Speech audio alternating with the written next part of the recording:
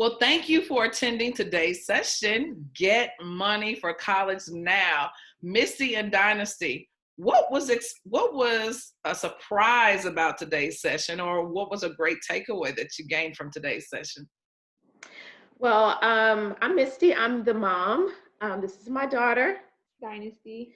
One of the things that for myself as a parent that was so helpful about this particular workshop was how you bridge the gap between a lot of the terms we hear as parents, scholarships and internships and grants and Pell Grants. And, it's so much information that we hear over time that we know we have to prepare for, but quite often we don't know how these different resources work collectively, how we can really take advantage of all of them and what strategies we can use to take advantage of them.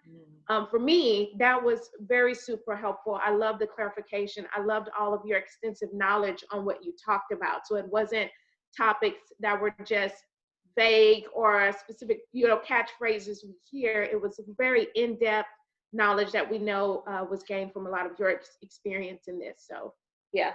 Thank you. And I think as a student, we focus a lot on like, oh, it's senior year, we have classes. If you're an athlete like me, we focus on like trying to get into schools that will offer us like basketball scholarships, and we look at other things like scholarships and we're like, oh, I can put it off till later. I can put it off till later. It's too much. When really it's all things that like we can break down into little pieces and do like in time management to, make sure that we're still successful, but we're not like overwhelmed. Right. And I feel like as a student or student athlete, that's important for me to manage time and stay like mentally healthy and all that.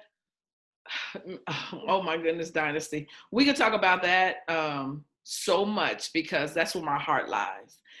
As a former college scholarship athletic recipient, you talked about something that was so piercing for me, is the mental part of it. Mm-hmm. A lot of times people don't understand the stress that we have as student athletes, whether in high school and the college level.